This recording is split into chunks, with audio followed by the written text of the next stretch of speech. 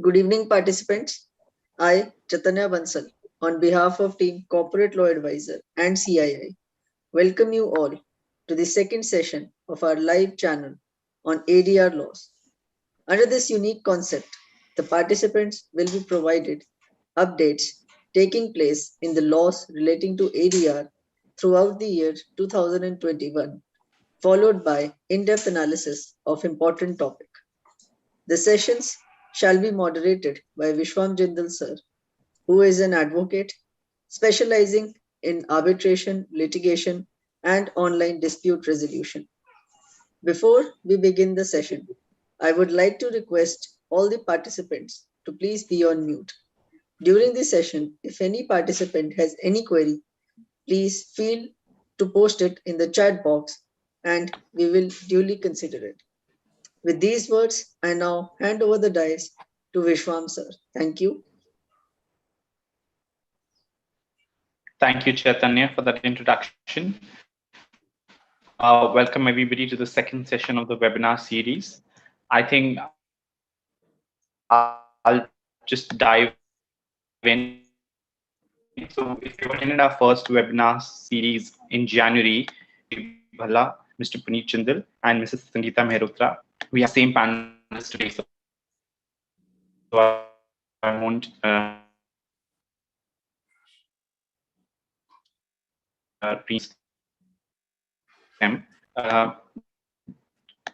Can someone just tell me if they can see my screen? Is my presentation visible, Chaitanya? No, sir. There seems to be some connection issue. I don't think so. And so your voice is also breaking. Can you see it now? No. Now we can hear you, but we can't see your video. Yes.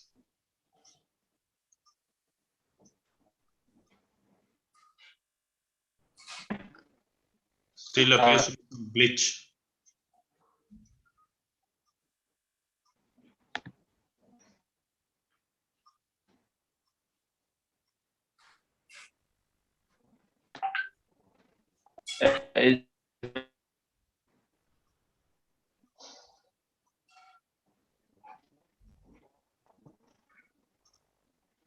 Sorry, I don't know what's the technical problem here. Is it visible now? No, but voice is cracking, and now you're.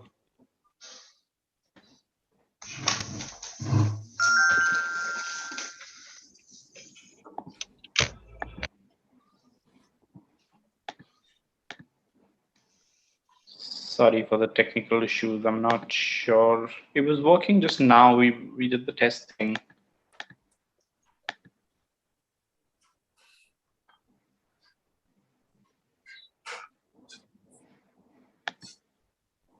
Just let me know when it's visible. Okay. It's visible now. You can see the presentation. Presentation we can see, but we can't see you. Anyway, you go ahead. You go ahead. Okay, that's fine. Sorry everyone for the technical issue. So I guess I'll just sort of dive in. The agenda for today, like last time, is we're dividing the session into two parts. One is updates covering the latest decisions on arbitration, conciliation, and online dispute resolution. And the second bit is the training and knowledge session, where today we're discussing the differences between ad hoc arbitration and institutional arbitration. And institutional arbitration, I'm going to compare three different arbitral institutions to give you a flavor of how the rules differ in each institution. And obviously, we can have any questions and answers that anybody has. I would prefer that if you have any questions, just sort of stop me or stop the panelists there and ask your question. So we deal with one topic comprehensively before we move to the next topic, rather than asking questions in the end, because a lot of times people have the same question in their mind. So if one person asks the question, I guess the answer is for everyone. So that's, I think, most efficient. So On the updates, I would be sort of covering the Amending Act, which was also an ordinance passed last year. It's been passed by Lok Sabha and is currently pending in the Rajya Sabha. And we would be discussing 5 decisions, mainly of the Supreme Court and the Bombay High Court. So kicking off with the first update on the Arbitration and Conciliation Amendment Bill of 2021, the ordinance was passed on the 4th of November 2020 when the Parliament was not in session. And now that the Parliament is in session, the government has introduced the bill in the Lok Sabha, and it was introduced on the 12th of February this year. There are no differences between the bill that's introduced in the Parliament and what the ordinance was. Essentially, what the bill or the ordinance does. Before I go to that, if I may quickly sort of take you through the 2015 amendments. So you would be aware that in 2015, the Arbitration and Conciliation Act was amended, and there was basically the Parliament said that you can't have an automatic stay under Section 36 of the Act if an application to set aside the award is made under Section 34. So the power to grant an automatic stay was taken away from the courts. Sir, I'm sorry to interrupt, but the screen is not visible. It's we can see the screen disappearing. Okay. You can continue, sir. Now it's visible. Okay. Thank you, Chaitanya. So basically what the Parliament is trying to do with the ordinance and the Amending Act is undo the situation they did in 2015. So the amendment basically allows courts to grant a stay if they are satisfied prima facie that there is fraud or corruption involved in either the arbitration agreement or contract, which forms the basis of the award, or in actually the making of the award. And another thing the Amending Act does is it makes these amendments with effect from 23rd of October 2015, which is when the 2015 amendments took effect. So basically there is retrospective application of the amending provisions. The other thing the bill and the ordinance does is it removes Schedule 8 of the Act.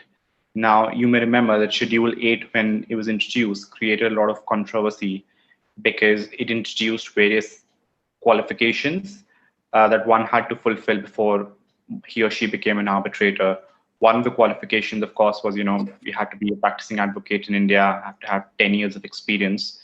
That created problems because that would not have allowed India to become an international hub for international arbitration, because people or foreign lawyers who are not Indian advocates would not have been eligible to become arbitrators seated in India. So there was a lot of controversy around it. It was criticized across the world, and Schedule 8 has now basically been omitted. In a speech, the Minister of Law and Justice in the Parliament said that the Arbitration Council of India, which has still not been constituted, but once it is constituted, will basically frame guidelines on who can be an arbitrator and what are the required qualifications. So I guess this space is sort of a wait and watch space on what happens here in terms of arbitrator qualifications. A couple of questions that I want to sort of open up to the panelists, but also to the audience on the amending bill and the ordinance is what are their views on sort of these 5 points? And I'll take probably every point sort of one by one. So the first part, obviously, of the Amending Act is that you can grant a stay if the court is prima facie of the view that there is fraud or corruption. But the Act doesn't really define fraud or corruption. So how do the panelists and people in the audience think this will play out in practice? Mr. Jindal, do you want to go first?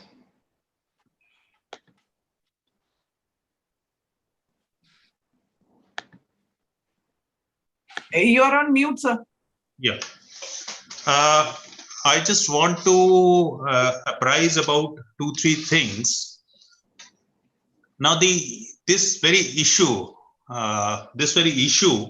that once an amendment has taken place and amendment is with effect from 2015. Now, even a majority of the amendments carried out in 2019, August 2019 in the Amending Act. The amendments were relating back to 2015. An issue arose before the courts number of times whether this amending provision will apply with respect to pending proceedings as well. proceedings which were pending or which commenced prior to the Amending Act of August 2019. So this was the controversy. And also the earlier controversy, that was whether the amended provisions of 2015 would apply to the pending proceedings. So here it is important to note that Supreme Court in earlier decisions, because the earlier Amending Act had very categorically stated that wherever the notice for commencement of arbitration proceeding under Section 21 has been served prior to the cutoff date, then the amended provision will apply. That was the interpretation with regard to 2015 Act. And similar interpretation has been rendered with respect to August 2019 amendment, especially of Delhi High Court, applying the provisions of Section 29A being clarificatory in nature. What I can see is that even this 2021 amendment and the ordinance which is being converted into the Act now by virtue of Bill number 16 of 21, it is also clarificatory in nature. So it will also relate back not only from 2015, because these provisions are introduced there, but they are more in a clarificatory nature and will also apply to pending proceedings. Okay. And do you think this will open a floodgate of new litigation now? Yes, certainly. Yes, on this issue, because earlier point of time, the mere filing before 2015 amendment, the mere filing of objection under Section 34 were treated as automatic stay.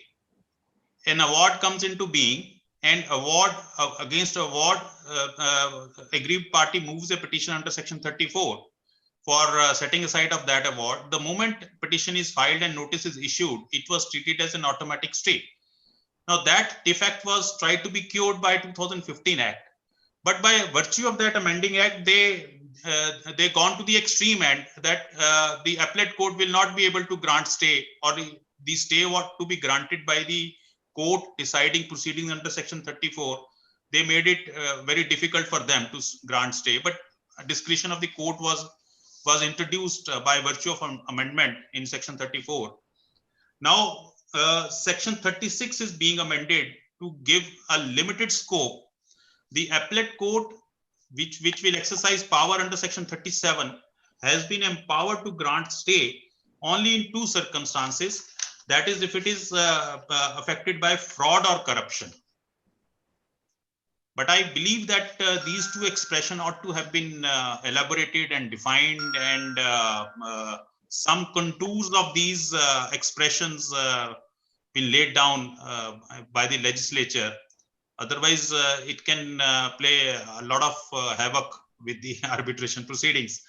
The Section 34 having been decided one way or the other, the limited scope should have been earmarked, that how the court will proceed to stay an implementation of an award which has withstood the scrutiny of the court under Section 34.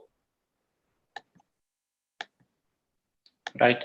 Thank you. And what do you think? Does it affect India's sort of ease of doing business rankings and the World Bank rankings? And I think generally, will it affect sort of foreign investor sentiment in terms of, arbitration awards are now subject to being stayed if the court prima facie believes that there's fraud or corruption? Well, there can be two views about this. One is that if somebody is having enough material to show that award was obtained through some underhand means, either by way of corruption or by some fraudulent means, then once the award is allowed to be implemented, it would be almost impossible for the court to put the parties back in the stage at the pre-implementation stage. So, well, if seen from that point of view, it seems to be all right. But of course, ease of doing business will suffer a hit. No doubt about that. We have to maintain a balance. It would now depend upon how the courts interpret this provision. And if a very strict interpretation is rendered, then probably this will not have that, the ill effects would be cured in a way. We have to see the constructive judicial interpretation of these provisions, which I hope and believe will be there to fill the gaps created by the legislature. Yeah. Just coming on to Sangeeta.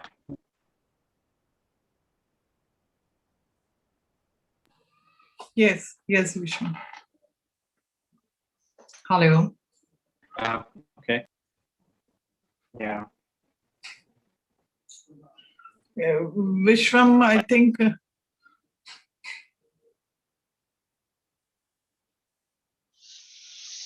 Chaitanya? Yes, ma'am. Vishwam hello, Vishwam. Hi.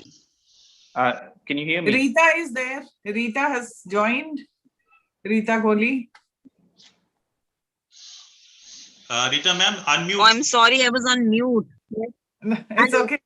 Yeah, I'm there. Hi. Good to see you. Yes. Yeah, what a pleasure. So sorry, I'll ask my question again. I think I was having some technical issues. Yes. Do you think it's a missed opportunity for the Parliament to amend provisions on conciliation now that they were amending the Act on arbitration? So they could have basically strengthened the position on conciliation as well in India to promote it? Rita, what do you say? Because I think what he's saying is absolutely correct. On conciliation, I think there's a huge scope of resolution of disputes at the first step. And I think somewhere we are still missing out on actually utilizing this conciliation platform, which we must utilize in these kind of, difficult times. by strictly adhering to the arbitration process, the arbitration proceedings, the award and all, but there is a provision, no, that we can always go in for a settlement if the parties consent. So why don't we harp on that and strengthen that provision instead of, because the fraud or whatever they are saying that it is there prima facie if it is found in the agreement. But when the consent is there and there is a consensual conciliatory award, then how come, maybe Puneet sir, can you throw some light on that? How come the conciliation, if it is conciliatory award through settlement, well, I then believe how? There already exists section 30 in the arbitration conciliation. Yes. Conciliation should be and ought to be the first step, and it is the duty of the arbitrator or the arbitral tribunal to first try and resolve the issues amicably with the consent of both the parties. Well, if he is not in a position to have that conciliation, take the conciliation to its logical end, only then he is to give a decision which is binding in nature, in the form that it may be acceptable to one party, may not be acceptable to the other party.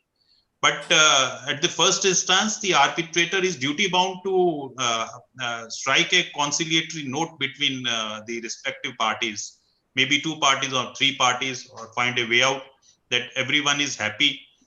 It is the duty, first of all, for a good arbitrator to endeavor to reach at a settlement. But what exactly they want to say about this part of this, that the Act does not define fraud and corruption. So that means either there should be, a consent on fraud or corruption, the parties and the arbitrator. How is it possible that the parties also involved in fraud and corruption, and also the arbitrator? You are throwing open what kind of message it sends. That is the thing. If all the parties and the arbitrator and the arbitration proceedings, everything is, completely messed up with fraud and corruption, then what kind of system we are talking about? Well, Yes, Vishwam, go ahead. Thank you, Mr. Jindal and Mrs. Sangeeta. I think that's quite helpful. If there are any questions of the audience, I think we can take that. Otherwise, I think we can move on to the next case. If anybody has any question in the audience, you can either put it in the chat box or you can just unmute and yeah, very good evening. Am I audible? Yes. Yes. So to all the panelists, I'm reading arbitration for the past many years. I'm teaching this subject and seeing the amendments which we are having, right? So my question is, with amendments coming each year, what kind of image we are creating for the world? So is it a good image or is it a bad image? So because it's every year, ma'am, it's 2018, 19, 20, 21, 15, right? Yeah. Including 8 schedule, then omitting it. Yeah. Omitting 8th schedule, I feel that it can be explained in a positive way, in the sense that it can open the international arbitrators. They can come in and do the arbitration here, because otherwise you have to be there are so many guidelines, I think, in 8th schedule. That is okay. But about this, I mean, fraud, corruption, that means the government and the thing, they are accepting that these kind of fraud and corruption can happen anywhere. But how come, and it is also a valid point that the Act does not define fraud and corruption. And then we are talking about it. May I ask a question? This is Amin Merchant here. Good evening. May I? Yes, Amin, go ahead. Hi. So I was just hearing this conversation. Just to introduce myself, I'm an accredited mediator and I practice mediation. When I'm looking at this whole Conciliation Act, I think there was an inherent Conciliation Act which could have actually, with the consent of the parties, resolved a lot of conflicts itself. But I think because of the various amendments and intertwinkled acts and rules and regulations, as the young lady was just pointing out of amendments, it's become so complicated that everybody's shifting to mediation because of its more simplistic approach to resolve a conflict. And if the government and the legislature did not complicate these issues as much as with various amendments and subjective feelings of everybody's, I think this Conciliation Act was a fabulous piece of legislation which could have resolved conflicts as an ADR rather than moving into mediation. Of course, I must say, with due respect to everybody, the process of arbitration has become extremely painful, expensive, and time-consuming to consumers, and hence people are choosing for the better option of less costly, less expensive, and faster mediation process. So, if any thoughts on that, do you think so my question, and I'm throwing up this, is that do you think is that a lot of arbitrations and arbitrators, where they have got their files pending with a lot of pending arbitrations, would actually like to monetize that and shift it ARB, so move it to mediation, because at the end of the day, all of us are in the game for monetizing our time. So something is going to be taking so much time and effort, etc. I'm throwing up a question, is it better for arbitrators to pull out that file and move it to mediation, resolution, let the advocates for the parties come into mediation, charge their fees, let the people concerned, come in, monetize their time, and parties get resolution and take it back to the arbitrator as a conciliation agreement and resolve the dispute. That's my broad perspective and view that I thought I'd just put myself. Taking a cue from your whatever you said, I feel that this act has already provided the conciliation, and why not? And we are in fact all the ad hoc and private mediations we are doing through this route. taking under Arbitration and Conciliation Act only we are passing the orders. No, it is not ARB-MED. No, not really. Not really, Yes. because a lot of private mediation that I'm doing is that we may be invoking conciliation in terms of passing the MSA, the settlement agreement, mediation settlement agreement. But actually, it can be done if both the parties have consented on a stamp paper and structure and move forward in consent. Absolutely. So why should we go through? Why should parties go through the high cost? With due respect to all the arbitrators, my point is, if we can. See, I personally feel mediation is fast disrupting arbitration and court litigation. Any day. So can we now devise as arbitrators a new method and say, hey, listen, clients, why not we resolve this through mediation and close the chapter? Not only this, I feel that now parties and arbitrators, I do not know, the parties definitely they will go in for conciliation under Arbitration and Conciliation Act rather than going for arbitration, because there is this amendment, the retrospective effect and the arbitral award. When it is a consented conciliatory award, it is outside the preview of all this fraud and all these things. I think so. I do not know. That is much easier to do. And I have heard Justice Kurian Joseph, he used to say that the advocates, they should right in the beginning start telling their clients that I charge as per court case, whether I will get you this thing, whether it is conciliation or mediation or litigation, that is up to me. That kind of thing, if it is there, then the advocates are also not getting not their dues or something like that, monetizing that time, which was saying. I think it is, why should I go to arbitration? I should go to conciliation. Thank you, Sangeeta. I think we'll just move on with the updates. I think there's probably no other question on the Amending Act as such. So the first update that we're going to cover is the Supreme Court decision on 22nd Jan. In Haryana Space Application Center versus Pan India Private Consultants Limited. Before I think I get into the actual dispute, it'll be helpful to see what the arbitration clause was.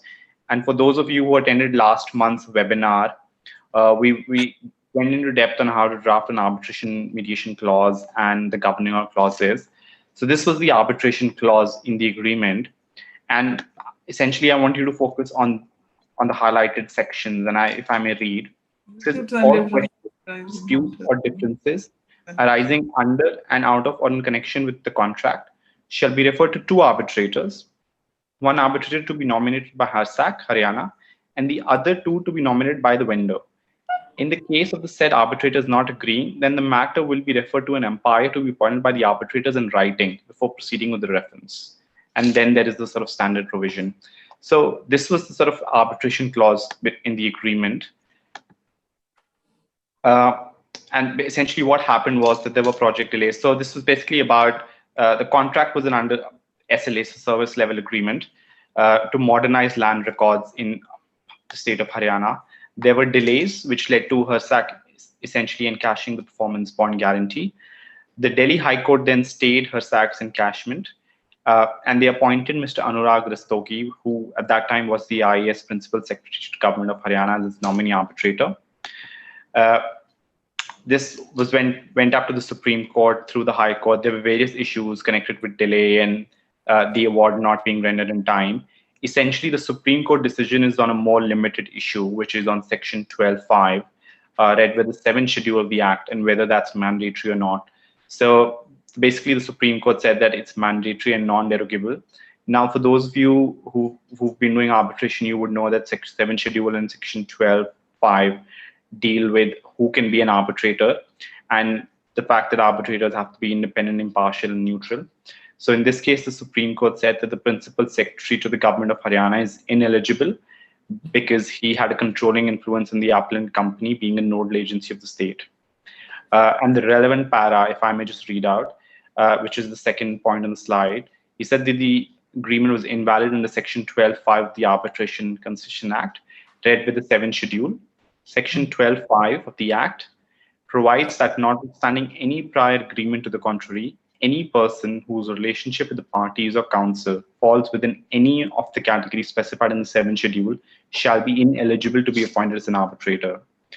So we've had this recent decision on the 22nd of Jan, but for those of you who are aware, there are other conflicting decisions of the Supreme Court, or conflicting to some extent, one of which is the leading decision of, again, a 3-judge bench in Central Organization for Railway Electrification.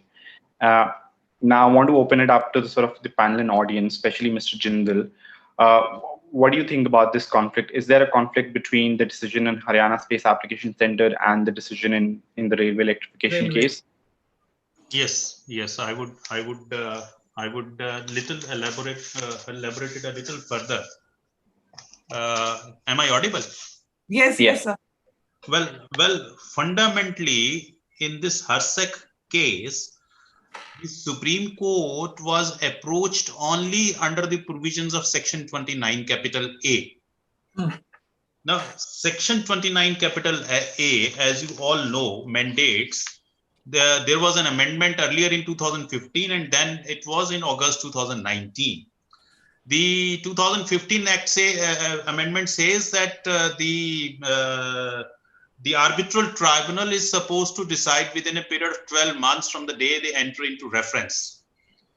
Then there was an amendment in August 2019, which had introduced firstly clause 4 in section 23, which says that the parties are to complete their pleadings within a specified period of 6 months. They have to complete the pleadings. And then 29A subsection 1 was amended, and it was clarified rather to this extent that the period of 12 months will commence from the date the parties complete their pleadings. So in a way, there was an extension by 6 months in the statute itself. By virtue of, if we read section 23 subsection 4 and subsection 1 of section 29A, then it would be 1 year from the date of completion of pleadings. Now in this case, the Supreme Court directly applied subsection 5 of section 12 without finding out a factual position whether the parties have waived the applicability of subsection 5 of section 12 or not. Because there is a proviso added in subsection 5, which may I read after the sections, after the provision, it says, provided that the parties may, subsequent to dispute having arisen between them, waive the applicability of this subsection by an express agreement in writing. So this has been interpreted that if the arbitrator has been appointed and the other party says that, well, I will go ahead with it, I have no objection, even verbal statement made before the arbitral tribunal is treated that once it is expressly recorded in his presence, signed by him, proceedings accepted, not objected to, it will amount to waiver. So section 1215 has to be particularly objected to, only then it will apply. Otherwise, it will not apply. The Supreme Court has not tried to look into that aspect in this HOC case. And it was never the case before either before the High Court or before the Supreme Court. Supreme Court suo motu applied this provision. One. Secondly, the judgment of this central organization case, that is, was another 3 judges bench rendered on 17th of December 2019, in turns relied upon 3 judges bench decision in case of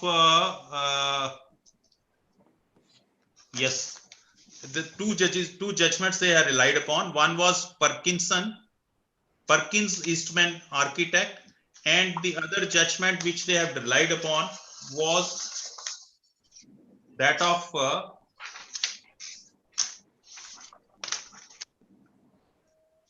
TRF Limited.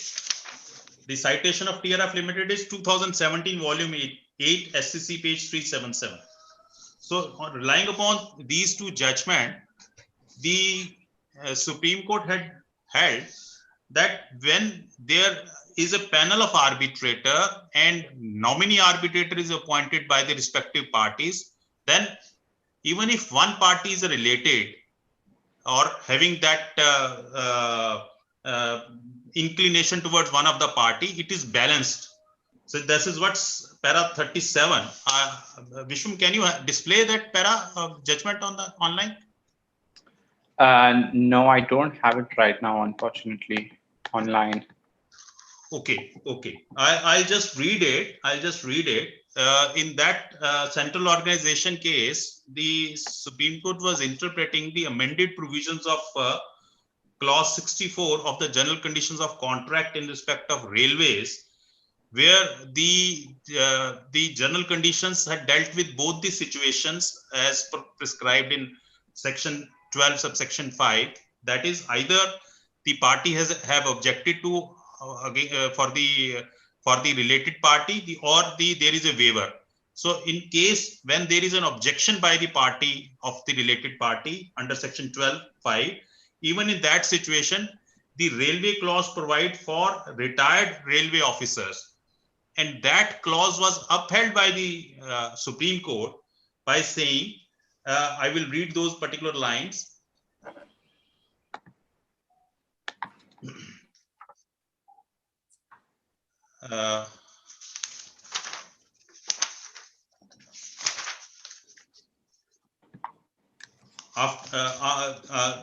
The Honorable Supreme Court, after referring to para 15 in TRF case and in Perkin Eastman case, they dealt with a different situation where both parties have the advantage of nominating an arbitrator of their choice, and observe that the advantage of one party in appointing an arbitrator would get counterbalanced by equal power with the other party. So meaning thereby, each party is to nominate its own arbitrator, and in case there is a dispute between the two arbitrators, the clause which Vishwam has just read in case of HOC, then they will appoint an umpire or presiding arbitrator. In that situation, they say it will become counterbalanced.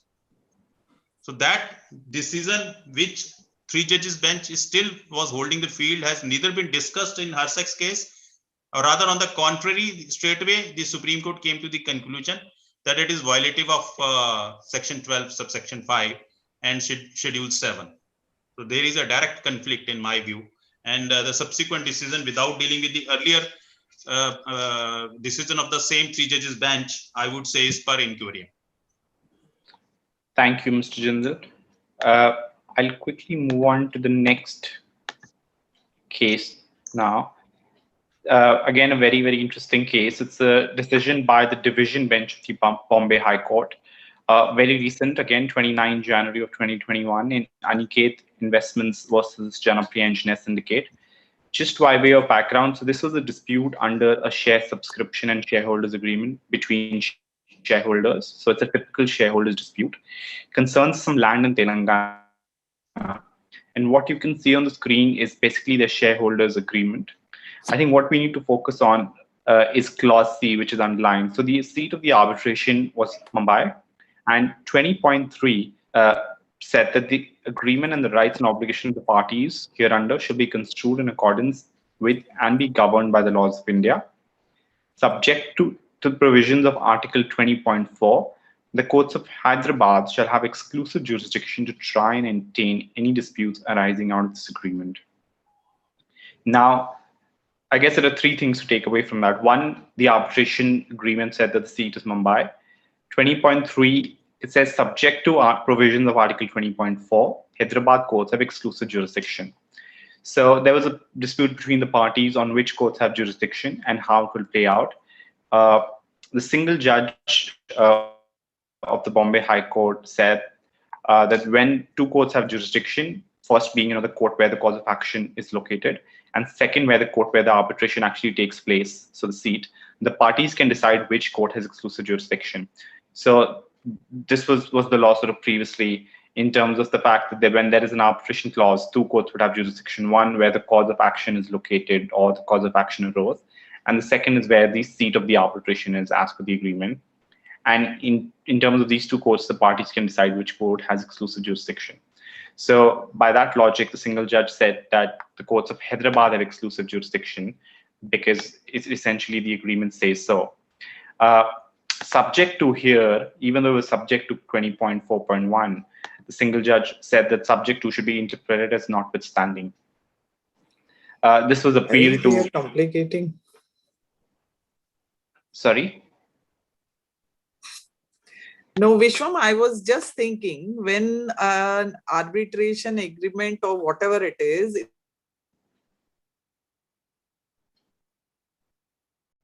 Sorry, I can't hear you, Mrs. Sangeeta.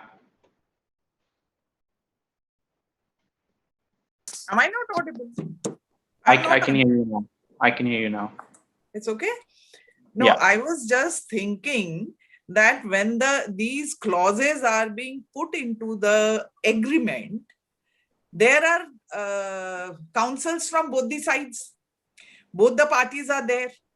Why these things, these bickering points, why can't they be ironed out and reach then you go to the arbitration or to the court, then subject to interpreted as, we are just complicating the things, isn't it?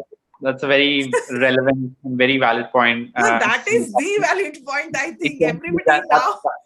That's what we discussed in the last webinar. Essentially, if arbitration clause and jurisdiction clause are drafted properly, I think people would save a lot of time and money when the dispute actually comes up. So I guess, yeah, that's definitely a lesson to take away from this decision. But just moving on to the decision of the division bench. So the division bench said there are two issues. The first issue is whether the impugned order, so the impugned order is a single judge decision, is correct in accepting the respondent's submission that there are two courts which have concurrent jurisdiction under section 2(1)(e) of the Act. The first where the cause of action accrues, and the second is where the seat of the arbitration is. And in doing so, they rely on paragraph 96 of the Balco arbitration decision of the Supreme Court. And part of the first issue they said was, whether a choice of seat of arbitration has a legal effect of conferring exclusive jurisdiction on courts, and no other courts has jurisdiction. The second issue that the court said is that if there is concurrent jurisdiction of the two courts, is the impugned order correct in holding that as a matter of party autonomy, the parties have made an express choice in conferring jurisdiction on the courts of Hyderabad to give effect to the plain commercial term of the agreement. So in deciding these two issues, they quite heavily relied upon the Supreme Court decision BGS SGS Soma JV versus NHPC. And essentially by relying on that decision, on the first issue, the Bombay High Court division bench said that the seat of arbitration confers exclusive jurisdiction on the courts of the seat, and no other court, including the court where the cause of action arose, had jurisdiction. So previously, there was, I guess, widespread belief that two courts have jurisdiction, one where the cause of action arose and one where the seat of arbitration is. But in the Supreme Court in BGS, SGS Soma decision has said there's only one court, and that is where the seat of the arbitration is. And essentially relying on that, the Bombay High Court held that only Mumbai has a jurisdiction on the dispute. And on the second issue, if I may just read out the relevant part of the decision, they say give effect to the plain language used by the parties, and that the intention of the parties might be gathered from the plain meaning of the words used. The choice of court at Hyderabad is made clearly subject to clause 20.4. So if you may remember it, essentially this subject to was read by a single judge as notwithstanding, but the division bench said that's not correct. It should be subject to because that's what the agreement says. Just a couple of other points, which I think were quite interesting. So respondent number 3 and 6, which are also shareholders, said that when they had entered into the agreement, which was in 2008, the law or practice used to be quite different from what is the seat versus what is the place versus what is the venue, and that they should not be penalized now in 2021, almost 13 years later, because the law has changed, the practice changed. So because obviously the law laid down and then when the agreement was signed, but the Bombay High Court said that's not correct because the law was the same even in 2008. It's just been clarified by the Supreme Court more recently. So the relevant para, if I may read, it's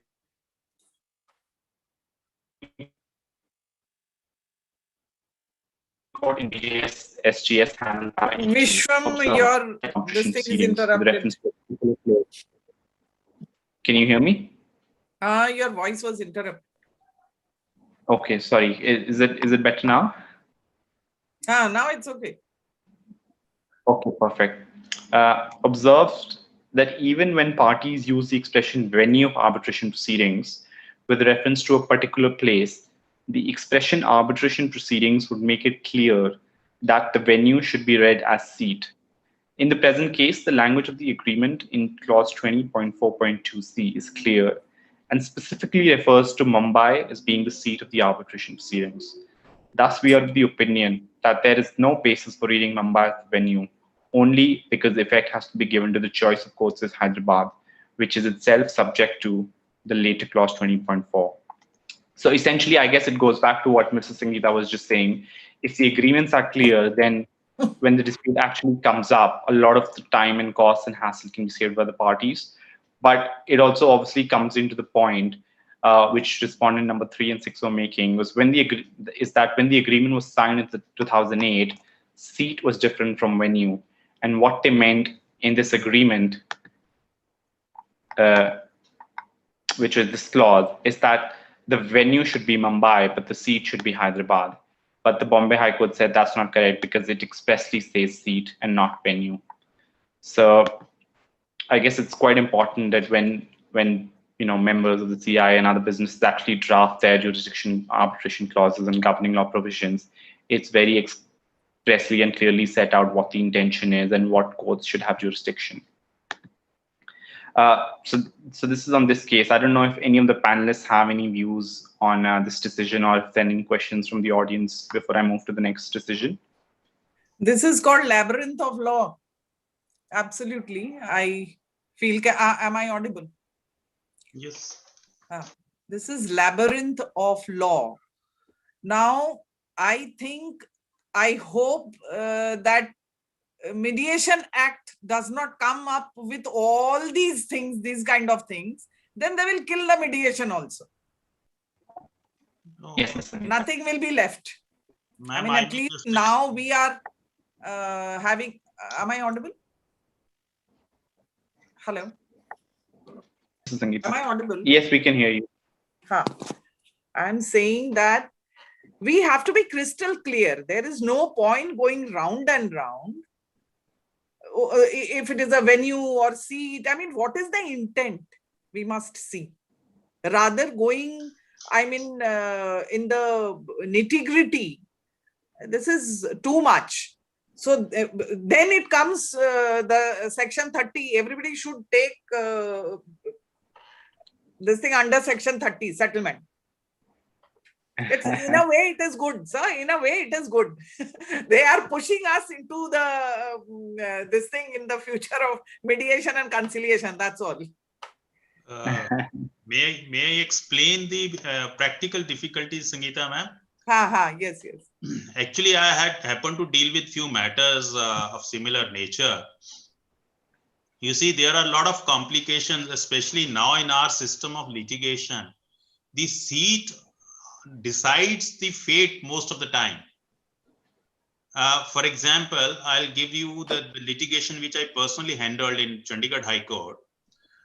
There, you must have heard about a lot of litigation with regard to commodity exchange. There was a commodity exchange where people had purchased a commodity worth crores and crores of rupees, and then they were to honor the commitment of selling online, but they failed to honor that, and ultimately that exchange had to be wounded up because the promises made could not be honored. And all those members, all those persons who had undertaken transactions on online commodity exchange, they had entered into an agreement where it was expressly mentioned that Bombay alone will have the jurisdiction. Now, those persons who were holding that stocks at various places, I had happened to handle some near Samrala and this Kharad and some small places in Punjab. where those rice, etc., commodities they promised to deliver, but they did not. And they filed a suit, simple suit in the court, a civil suit, restraining that exchange to recover the amount from them. Oh. So they did not impede the exchange as a party. They made the Bombay police, which were recovering from them, as a party and obtained stay with regard to those very agreements. And we have to move application in those particular courts that you do not have the jurisdiction. So seat is because they were sitting local, they were local dadas of the area, and subordinate judiciary was just like, I mean, very pally with them. It was very difficult. So the moment we were able to get out that the local court do not have jurisdiction, they failed to, they did not file any, they did not institute any suit in Bombay because they were fully aware that they will get nothing from Bombay. So sometimes seat of jurisdiction attains a lot of importance in our commercial field. But we can simplify, no, Jindal sir? We can always simplify. May I have the liberty to explain the legal intricacies of this kind of litigation? You see, earlier, the Supreme Court had laid down in half a dozen decisions at least, saying that parties cannot confer jurisdiction if the court does not have any jurisdiction. For example, if a transaction takes place somewhere within Delhi, both the parties are Delhi, but one party office is in Delhi, headquarters is in London. The one party will not have the liberty to say that courts at London will have the exclusive jurisdiction unless a part of cause of action has arisen in London, where that exclusionary clause of jurisdiction is there. Now, in Balco, they tried to explain that 5 judges bench and subsequently this Soma versus NHPC judgment, which has been relied upon in this case.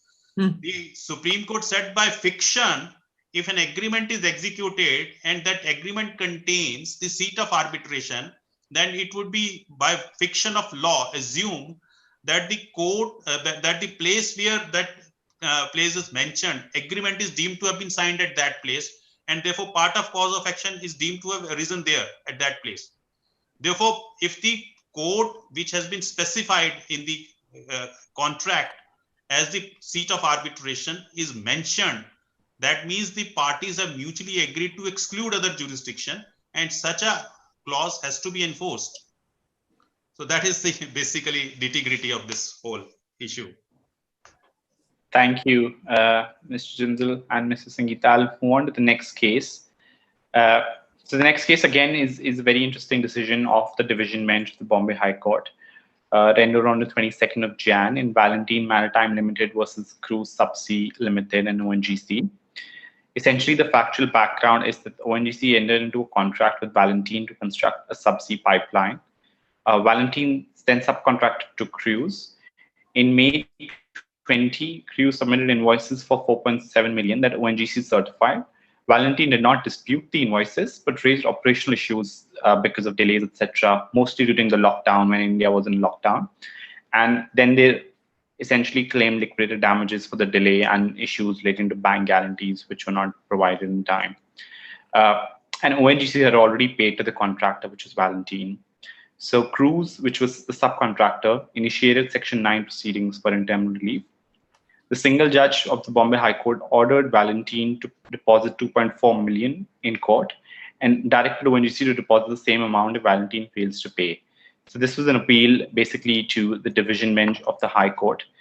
There were cross appeals filed by all parties. ONGC essentially claimed that it was not a party to the arbitration agreement between Valentine and Kreuz. And the issue was whether the courts can pass orders against ONGC in a Section 9 application under the Arbitration Act in circumstances where the interim reliefs are in aid of the final reliefs.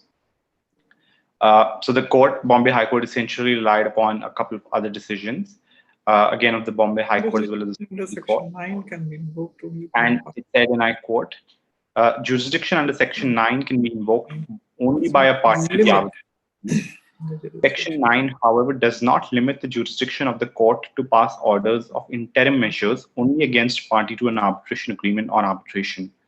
The fact that order would affect the person who is not a party to an arbitration agreement or arbitration proceedings does not affect the jurisdiction of the court under Section 9 of the Act, which is intended to pass interim measures of protection or preservation of the subject matter of the arbitration agreement.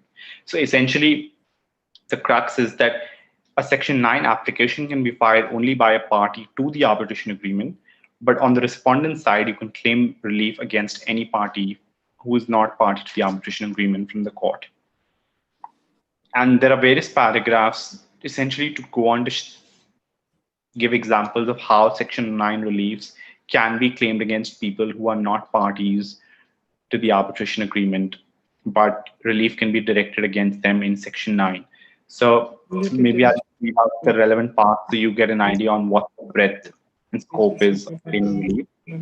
So in this decision, the Bombay High Court said, and I quote, "This court considered the said provision and held that it also open the court to confer upon the receiver of such powers for realization, management, protection, preservation, and improvement of the property, collection of the rent and profits thereof, or such other powers as the court thinks fit on the satisfaction of the court that it is just and convenient to do so.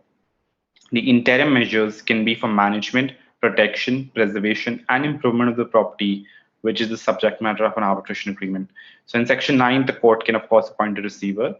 In the next paragraph, the court says that under Section 9(1)(2)(c), the court may authorize any person to enter upon any land or building in the possession of the party, authorizing that samples to be taken or of any observation to be made or experiment to be tried, which may be necessary or expedient for the purpose of obtaining full information or evidence for the purpose of detention, preservation, or inspection of the property. So essentially, there were a lot of powers that the courts have said, can be issued against third parties. In para 66, say the court has also been ordering the banks, which are generally not parties to the agreement, from releasing bank guarantees or withholding bank guarantees.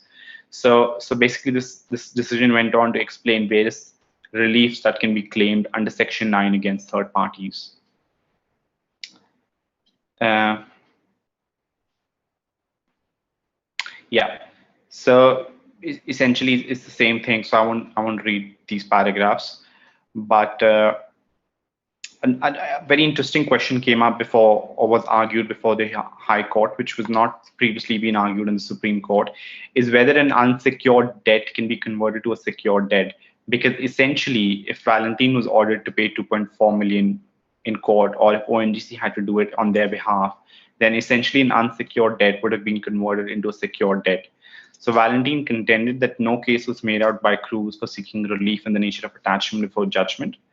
The single judge of the Bombay High Court could not have converted an unsecured claim of Kreuz into a secured claim by directing his client to deposit the said amount.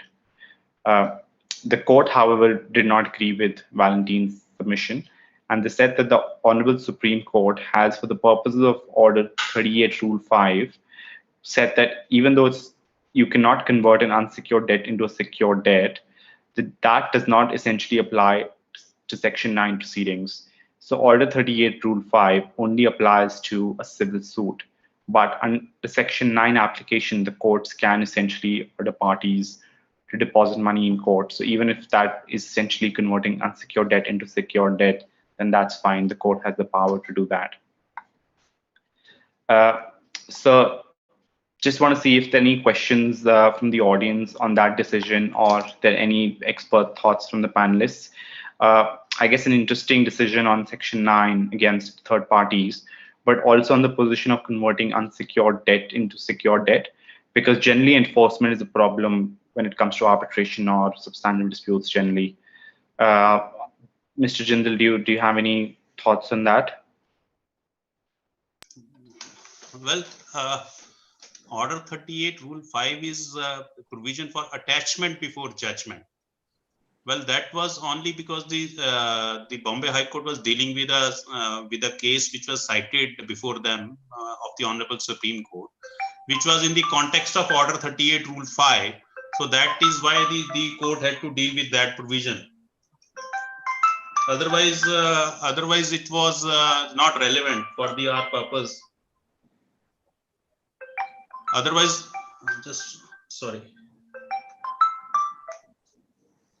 Otherwise, it was not relevant for our purpose. Because Order 38 Rule 5 only deals with a situation where the judgment debtor is trying to dispose of the property, and in order to avoid a decree having been passed against them. So the remaining thing is that the judgment is very fine. I mean, it is as per the normal fundamental principle of law, that court can pass any order under the law. Okay, thank you, Mr. Jindal. Are there any questions from the audience on this decision? No. Okay, I think I'll move on to the next decision.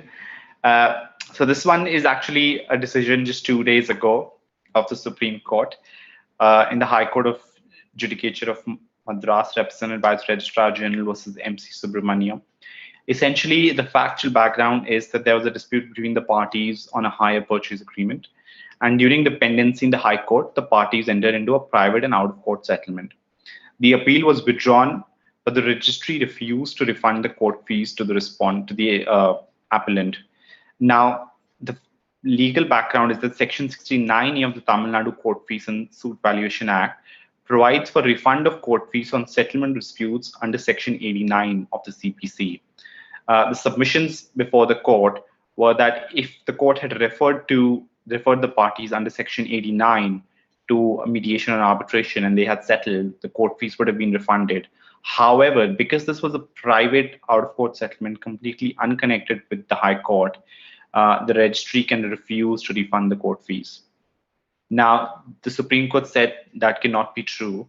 They said that litigants who settle a dispute privately outside courts without court intervention under Section 89 are also entitled to refund of their court fees. So they've done away with any differentiation between private mediation and court-annexed mediation, and also whether the court actually refers a dispute to mediation arbitration or parties do it themselves. If I may read the relevant paragraph, it says, the narrow interpretation of Section 89 of CPC would lead to an outcome wherein the parties are referred to a mediation center or other centers by the court will be entitled to a full refund for their court fees, while parties who similarly save the court's time and resources by privately settling their disputes themselves will be deprived of the same benefit, simply because they did not require the court's interference to seek a settlement. So the Supreme Court said that if you do a private settlement, you would be entitled to a refund of the court fees. I just want to see what Mrs. Sangeeta thinks about this decision. Firstly, do you think this will apply all across India, even though it was specific to the Tamil Nadu Act? Yes. It will apply everywhere, and we are very happy for it. Rita is also. This will give a massive fillip to private ad hoc mediations. What do you say, Rita? Because in the broader aspect, one has to take these, the refund of the court fees. Definitely, it is correct to say that while parties who similarly save the court's time and resources by privately settling their dispute themselves cannot be deprived of the same benefit. Why should they be? It should have been, and now that it has come, so from the Supreme Court, so it is absolutely applicable everywhere. And do you think this will sort of boost the use of mediation and conciliation by parties? But one thing, I think that, this clearly referring to the cases which are pending already in the court. Then only the question of paying court fees comes in now. Otherwise, the pre-litigation mediations, which we generally do under Section 30, Settlement, Arbitration and Conciliation Act, this does not apply. Obviously, they have come before going to the court. So in any case, all these matters, whether the court itself refers or the parties themselves settle. So that is the thing. it will not, it hardly has any impediment, I mean the influence on the pre-litigation mediation or conciliation per se. But definitely the court, I mean, it was a narrow interpretation. I mean, the registry of the Madras High Court, that they did not want to refund the court fees because they have privately settled. That should not I be. guess it's encouraging and it sends a very good message all across. I mean, that's what I'd like to say. The time is such where for every move from the court, from Supreme Court with respect to mediation and conciliation, sends a very positive note. And this again is a judgment which sends a very good positive message that yes, we have to encourage this pre-litigation mediation as well. Correct. Thank you, Mrs. Kohli. Are there any other questions from the audience or any other sort of thoughts or comments? No, okay. I'll move on to our last decision for today's webinar. And we'll just cover this in very brief because essentially this we'll come back to this in a few months' time, hopefully, if we have a decision this year. But on the 11th of January, a 3-judge bench of the Supreme Court in NN Global Mercantile versus Indo Unique Flame Limited, they've referred a question to a constitutional bench of 5 judges. And the question essentially is whether a contract which has not been stamped, how does that sort of also apply to an arbitration clause within the main contract? So will the court refuse to recognize the arbitration agreement or the arbitration clause in the main agreement because the main contract was not stamped? So in the 3-judge bench, they overruled SMST Estate, which was a 2011 decision and essentially the law for 10 years now. And the SMST Estate, the Supreme Court said that an unstamped arbitration agreement cannot be acted upon, and an arbitration agreement would be invalid where the contract is voidable at the option of a party. And SMST was also followed by the Supreme Court 2 years ago in 2019 in Garware Wall Ropes Limited versus Coastal Marine Construction, where basically it was held that an arbitration clause contained in a contract would exist as a matter of law only if the underlying contract is duly stamped. It is not possible to bifurcate the arbitration clause contained in the arbitration agreement so as to give it an independent existence. Now, this Garware decision was actually reaffirmed by the 3-judge bench in the Vidya Drolia versus Durga trading case, which we extensively discussed in our last January webinar. So hopefully we'll revisit this case in a few months' time when we have a decision of the 5-judge bench to see whether the arbitration clause can be acted upon even if the underlying contract is not stamped. I don't know if there are any sort of expert thoughts on this from the panel or from the audience. No, okay. So I guess that concludes the first part of our webinar today on the updates. Today's knowledge or training session is picking between ad hoc or institutional arbitration. And I've also compared sort of 3 arbitral institutions to give you a flavor on how their rules differ. Now, to take a step back, what is ad hoc arbitration? What is institutional arbitration? So in last webinar in January, we discussed that if you draft a jurisdiction clause and you put in arbitration or you put in mediation into it, you can either have an institution to say that this institution's rules would apply and this institution would supervise the arbitration, or you can leave that out and say the Arbitration Conciliation Act will apply, so it's an ad hoc. So the key difference. Sir, I would like to intervene. And sorry, I would like to intervene. Miss Leena wishes to ask a question from the first part of the session. Sure. And she is not Yes. able to go ahead. Yeah. Sure. Go ahead, Leena. Thank you so much. Yeah. So my question is relating to Vodafone case.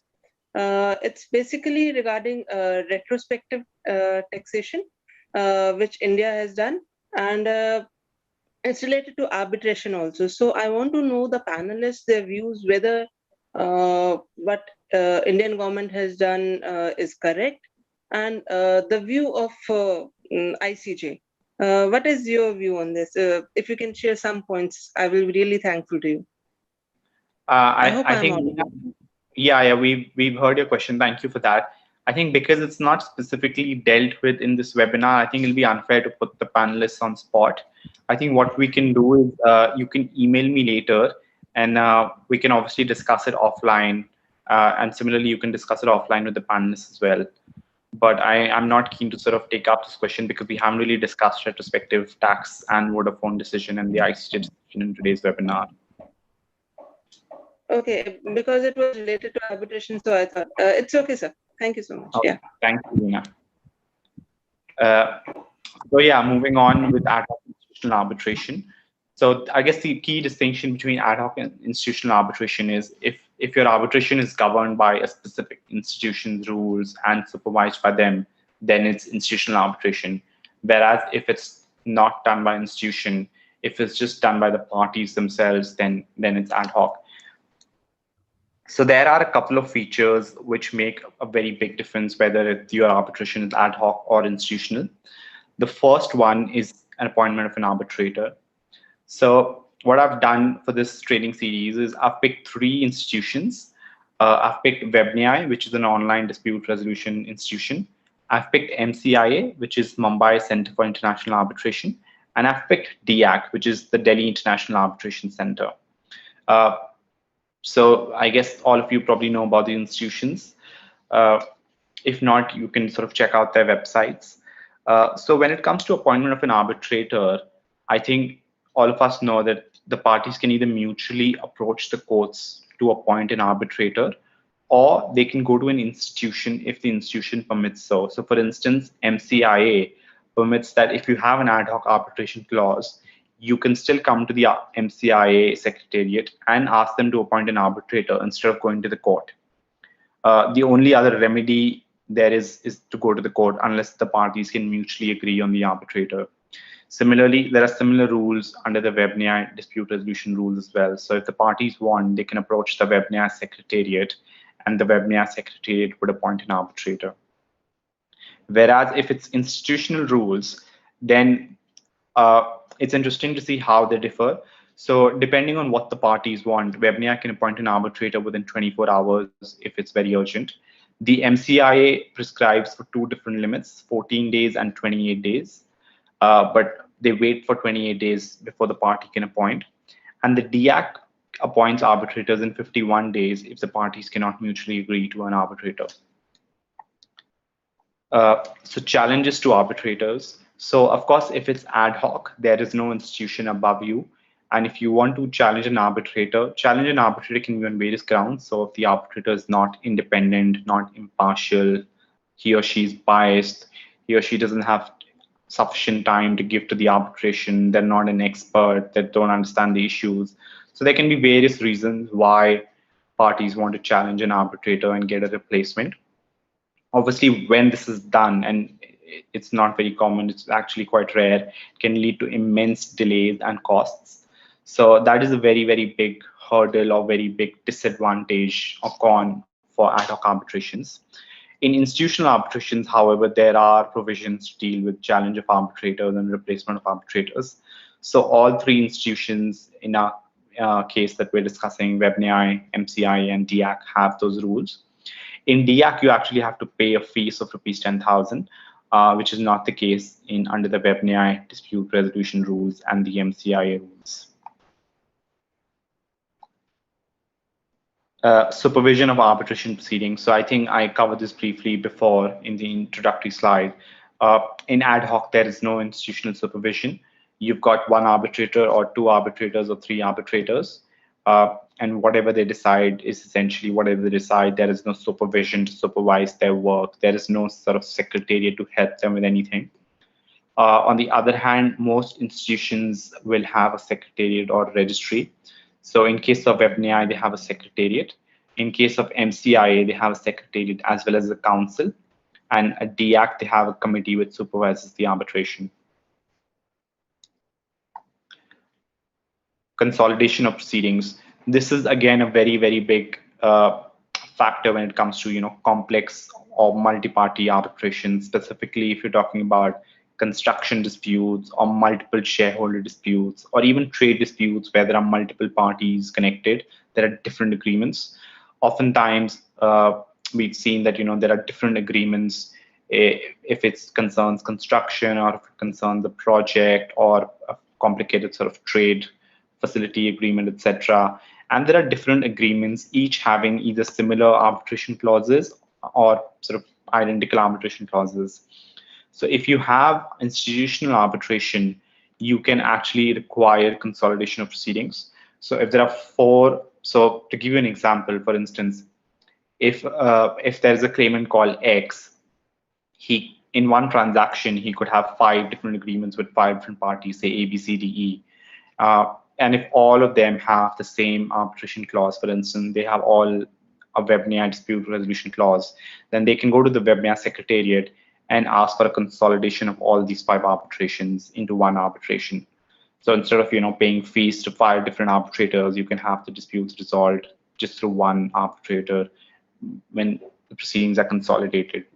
Another example could be, for instance, in the same case, X has 5 different agreements with A, but if he's starting one arbitration under every agreement, he'll have 5 different arbitrations against A under 5 different agreements.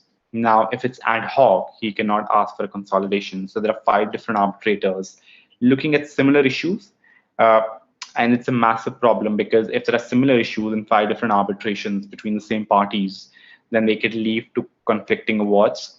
So one arbitrator may decide one issue in one way, whereas the other arbitrator may decide the same issue in a different way, which obviously leads to all sorts of complications when it comes to enforcing the awards, challenging the awards, etc.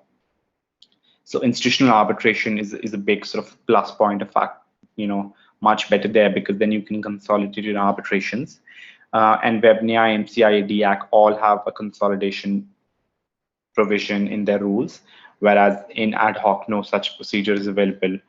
And obviously this leads to conflicting awards and increased costs in the example I gave you. If there are any questions from the audience or the panelists want to say anything, just stop me there. I'm just sort of going through the slides. We've covered sort of 4 issues. We've covered appointment of arbitrators, challenging and replacing arbitrators, supervision of the proceedings, and consolidation. So if there are any comments, questions, just stop me there, or you can put it in the chat box. Vishwam, whether in this institutional arbitration, do we have a system of mediation and conciliation?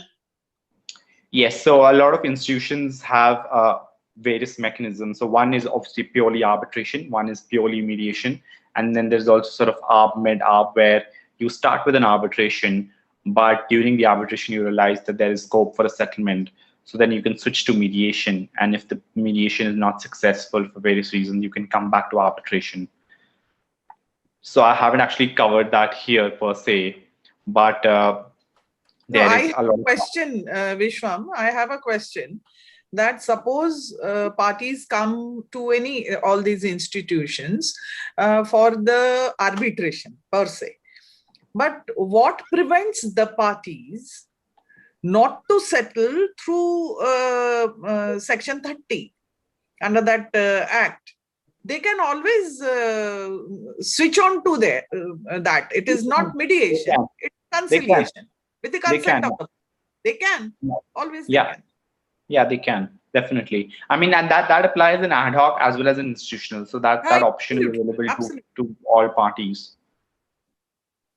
But I guess the only, coming back to what Mr. Jindal was saying, practically from what at least I have seen, is that if parties do want to mediate or go to conciliation and want to spend some time there, it's probably easier to stay the arbitration proceedings or to put the arbitration proceedings on hold, because otherwise they're incurring a lot of costs in having the arbitration go on while they sort of do mediation inside. So generally ARB, Med-ARB is used to sort of stay the arbitration proceedings or put them on hold while the parties attempt mediation. And if the mediation fails, then they just carry on with the arbitration proceedings which were on stay or which were on hold. That does make sense, because even for mediation conciliation, the mediator or the conciliator has to get hold of each and every relevant fact, every relevant dispute between the parties, and he is already in the thick of the controversy. And once he is fully aware and conscious of the dispute between the parties, the issues arising out of the dispute before him, he can very well settle it either through mediation, conciliation, and failing which through his award, which will be an arbitrator award. Yeah. There is a catch, because mediator conciliator will be privy to all the confidential statements from the party. So maybe the same person, if acts as an arbitrator, of course, all the mediators, they are above board, I think, when they come for mediation.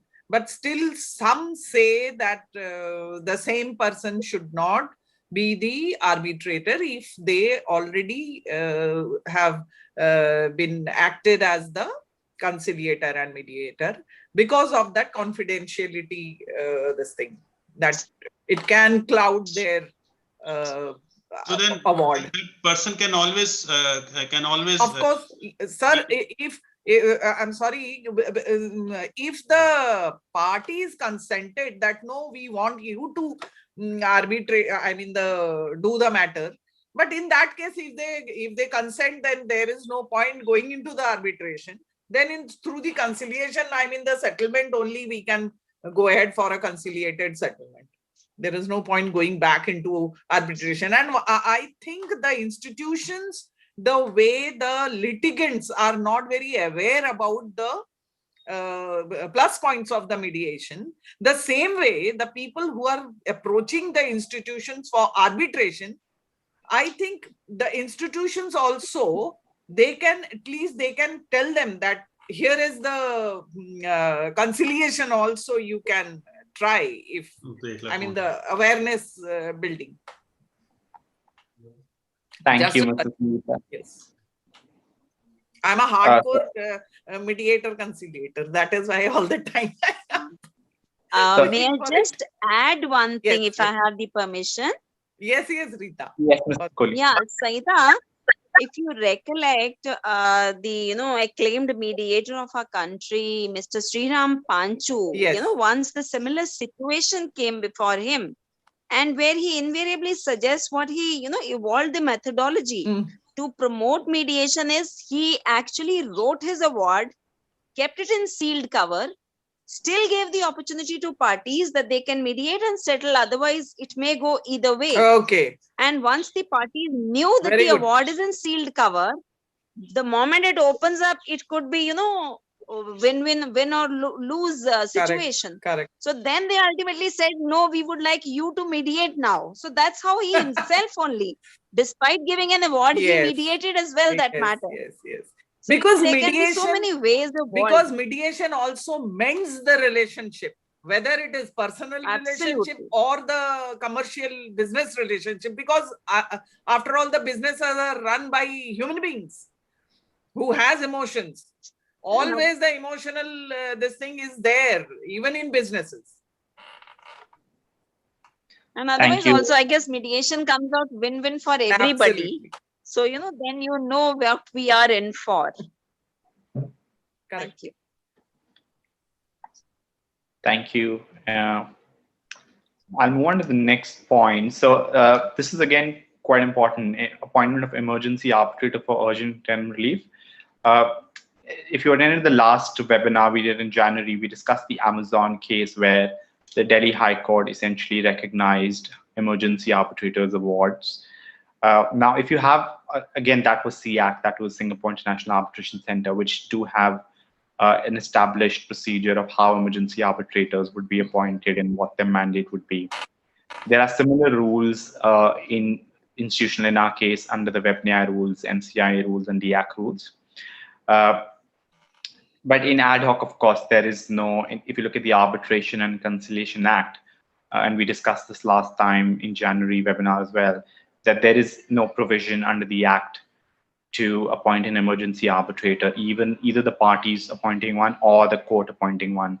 So that does not expressly feature in our Act. So if the parties do want the benefit of having an emergency arbitrator, they should have an institutional arbitration clause in their agreements.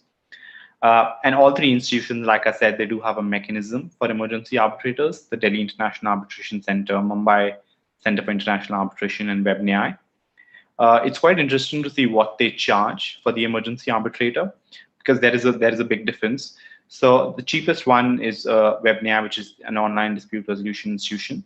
They charge a maximum of 1,10,000, but that's not sort of rigid. So it depends on a case-by-case basis. So it can be 50,000, it can be 70,000, but the maximum is 1,10,000. The MCIA charge a minimum of 3,80,000, and the maximum is capped at 20% of what it would be for a sole arbitrator in an entire arbitration. And the DIAC, Delhi International Arbitration Center, have a fixed fee of 5 lakh rupees. So I guess that there's a big disparity on what institutions would charge you. So I guess this is quite important to sort of bear in mind when you put in an institutional arbitration clause in the agreement. And I have another slide on fees later on, which we can discuss. Just coming to scrutiny of awards. So of course, in an ad hoc arbitration, because there is no supervision of an institution, there is no scrutiny of awards. Whatever the sole arbitrator or 2 or 3 arbitrators pass is essentially, what they would submit to the parties as it is. Whereas institutions have different mechanisms of what they do. So WebNI, for instance, will review the award within 5 days, but only for correcting, typos, grammatical errors, and formatting changes. The MCAIA, on the other hand, will suggest modifications to the form of draft award, but not affecting the tribunal's decision. And DIAC constitutes a special committee to scrutinize the award and give a decision in 10 days. Coming to fees now. So in ad hoc, there is no fixed fee model. And I guess it'll be quite helpful from the audience to understand what their experiences have been in paying fees to arbitrators in ad hoc disputes. In institutional, is much more fixed. So coming to the MCI, they have a scaling model, which their fees is depending on what the amount in dispute is. So their fees can be anywhere. So the administration fee of MCI is anywhere between 1.5 lakh rupees and 41,60,000 rupees. So obviously, there's a big gap there, the big sort of, I guess, window. And the arbitrator fees can be anywhere between 45,000 and almost 4 crores 15 lakhs plus a percentage of the claim amount. So you can see it can be quite expensive to do an MCI arbitration, depending on, of course, what your claim amount is. The DIAC also has a scale model. For domestic arbitrations, they have a scale model, but I calculated the average. I think it's about 95,000 rupees plus 0.25% of the claim amount as administration fees. And arbitrator fees is anywhere between 45,000 and 20 lakhs plus, again, an X percentage of the claim amount. For international arbitration, the administration fee is similar, about 95,000 plus 0.25% of the claim amount. But arbitrator fees ranges between 3,40,000 and almost 88 lakhs plus a percentage amount of the claim, amount. WebNI, which is the online dispute resolution institution, has nothing predefined or rigid. It's much lower than other institutions, both the MCI and DIAC, and it's a maximum administration fees of 1,10,000 plus the arbitrator's fees. So you can see there's a big difference, and I guess this is quite important because the parties, complain that arbitration is very expensive. So I guess it depends a lot on what institution you pick for your arbitration, because that would decide on how expensive your arbitration is. Coming to the hearing platform, and I guess we can take, this is the last slide, so we can take questions and arbitrators' thoughts after this.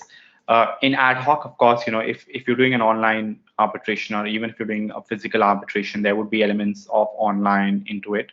So you would exchange pleadings by email. You would probably use some cloud storage like Dropbox, OneDrive, Google Drive to store your documents. You would probably use a task manager, have signatures, etc., transcription services. In ad hoc, all of that has to be managed by the parties and the arbitrators. Institutional, MCI and DIAC don't offer any virtual hearing platform, so the parties again have to pay. Whereas if you go for an ODR institution like WebNI, you would be provided with a platform for managing the arbitrations and hearings, and it's part of the fees you pay. So I guess that's the differences between ad hoc and institutional. And that sort of comes to the end of this webinar. I just wanted to see if there were any questions from the audience on picking ad hoc or institutional arbitration, or if you have any experiences you can share with everyone in the room, how your experience has been at HOC institutional, and what fees have you paid to the institutions, etc.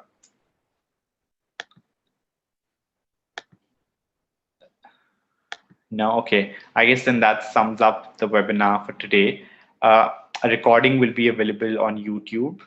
And if you have any questions, if you want to contact us to discuss any queries you have, or if you just want a copy of the slides, please drop me an email. My email address is on the screen. But otherwise, we'll see you next. We'll see you the last Friday of March, same time, 5 p.m. With again updates of more decisions which come between now and then, and a knowledge session as well, and a fantastic tribunal, sorry, panel. So thank you so much for attending. I will ask Chaitanya to just close the session now. Thank you, sir.